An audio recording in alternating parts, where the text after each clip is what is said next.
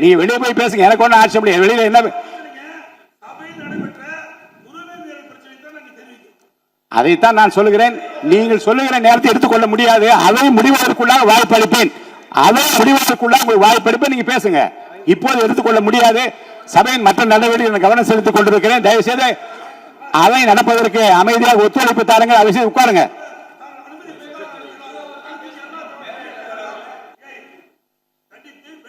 உங்கள் விருப்பம். ஆமாம்.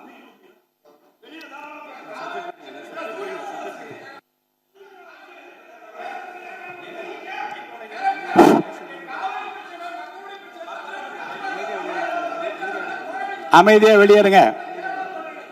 அமைதியா இருங்க. தவறான வார்த்தை யூஸ் பண்ணாதீங்க. அவர் பின்னாடி இருக்க உங்க உறுப்பினர் பேசல. வேண்டாம் வேண்டாம் வேண்டாம் வேண்டாம். என்னுடைய அனுமதி இல்லாமல் நீங்க பேசுவது எதுவும் அவை குறிப்பில் ஏறாது.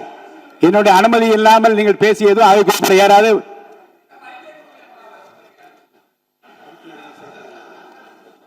மாண்பு உறுப்பினருக்கு நான் ஒன்று சொல்கிறேன். உரிமை மீறல் பிரச்சனை பற்றி மாலையிலே காலையிலே எனக்கு மனு கொடுத்தார்கள். அது ஆய்வில் இருக்கிறது.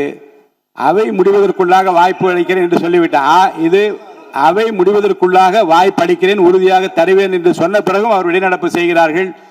நம்மை பொறுத்த வரைக்கும் இந்த உரிமை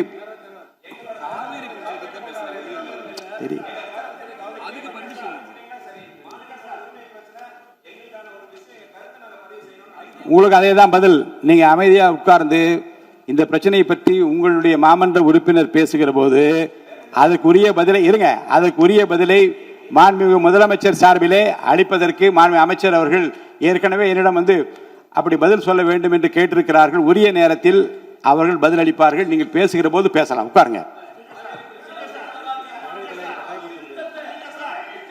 பாருங்க, பேரவைத் தலைவரை இப்போதே அனுமதி யாரும் கட்டுப்படுத்த முடியாது, அனுமதிக்க முடியாது. அமைதியாக அமருங்கள். முக்கியமான ஒரு குறிப்பை நான் வெளியிட விரும்புகிறேன்.